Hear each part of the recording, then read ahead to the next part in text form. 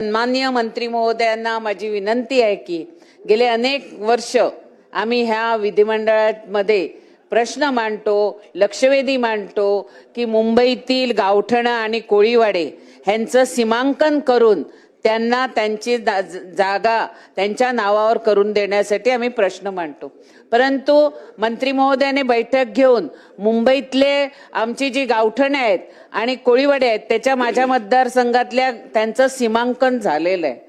त्याचबरोबर जे पालघर जिल्ह्यातले कोळीवाडे आहेत त्याचं पण सीमांकन झालंय, तर त्याचा लवकरात लवकर विधेयक आणून ते सुद्धा तुम्ही त्यांना न्याय द्यावा। आणि तिसरं, अध्यक्ष महोदय, ज्याप्रमाणे गावठणांचा आपण विषय घेतला त्याचप्रमाणे 720 किलोमीटर समुद्र किनाऱ्यावर राहणाऱ्या आणि 67 समुद्राच्या ज्या खाड्या आहेत त्याच्या बाजूला राहणाऱ्या मच्छीमारांच्या वहिवाटीच्या जागा आहेत त्यांचे सातबारे त्यांच्या नावावर करून देणार का, त्यासाठी सुद्धा विधेयक आणावं अशी मी विनंती करते। महोदय, खास करून मुंबईला पार्किंगच्या समस्या भेडसावत आहेत। मी माननीय आयुक्तांना एक प्रपोजल दिलेला आहे की माझ्या विभागामध्ये जे गार्डन आणि मैदान आहेत ह्यांना अंडरग्राउंड पार्किंग व त्याचप्रमाणे गाळे बांधून जे रस्त्यावरती फेरीवाले बसतात ह्या सर्व फेरीवाल्यांना तिकडे धंदा करण्यासाठी द्यावा, जेणेकरून पार्किंगचा प्रश्न पण सुटतो व फेरीवाल्यांचा सुद्धा प्रश्न सुटत आहे। अध्यक्ष महोदय, खास करून भटक्या कुत्र्यांच्या माध्यमासाठी सुप्रीम कोर्टाच्या निर्देशाप्रमाणे मी कलेक्टर उपनगर ह्यांच्याकडे मागणी करून मालवणी येथील एक भूखंडाची मागणी केली होती। त्यानुसार कलेक्टरने शासनाकडे 1.5 एकरचा भूखंड देण्याचा प्रस्तावित केलेला आहे।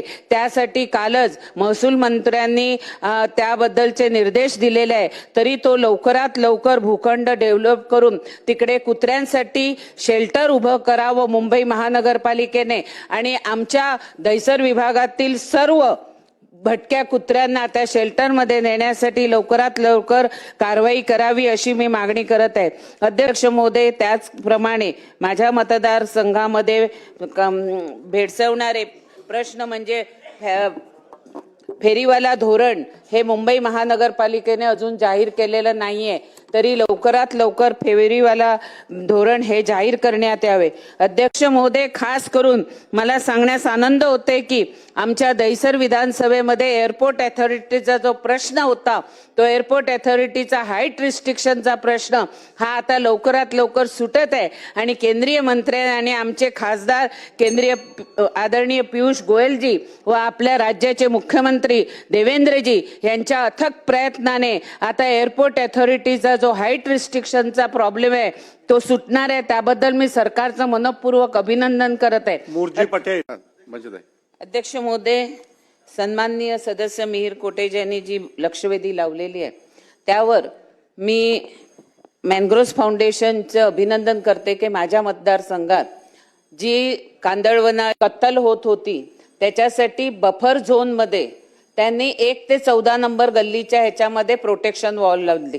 पण अध्यक्ष महोदय, माझं सन्माननीय मंत्री महोदयांना प्रश्न आहे की मुंबई महानगरपालिकेच्या बिल्डिंग फॅक्टरीचं जे डिपार्टमेंट आहे ह्यांच्याकडे गुगल मॅप आहे। 2000 आधी किती ठिकाणी मॅनग्रोव्ह होते, 2011ला कुठे मॅनग्रोव्ह होते, 2014ला कुठे मॅनग्रोव्ह होते, 2024ला कुठे मॅनग्रोव्ह आहेत आणि ज्या अतिक्रमण करून बांधलेल्या झोपडपट्ट्या आहेत त्याच्यावर कारवाई होत नाही। दुसरी गोष्ट, अध्यक्ष महोदय, ह्याच्यामध्ये कायदा असणं गरजेचं आहे।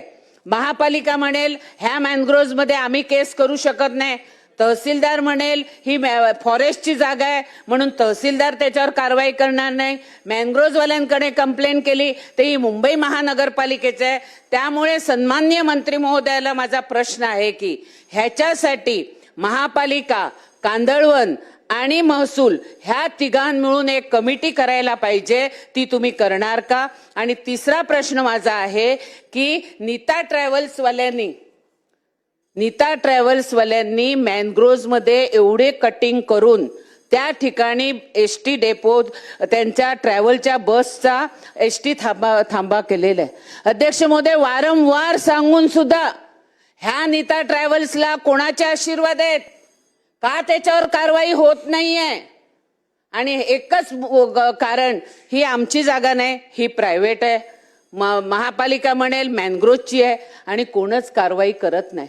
त्यामुळे कायद्यामध्ये तरतुदी करून मॅनग्रोव्ह कापलं तर 302चा गुन्हा जसा आहे तसा मॅनग्रोव्ह करणाऱ्या मॅनग्रोव्ह माफियावरती तुम्ही अशी कडक कारवाई करणार का? तरच आपण मॅनग्रोव्ह वाचवू शकतात. हे माझे 3 प्रश्न आहेत. धन्यवाद. मंत्री महोदय. सन्मान्य सदस्य मनीषाताईने जे मुद्दे मांडले त्याची तपासून कारवाई केली जाईल. चला.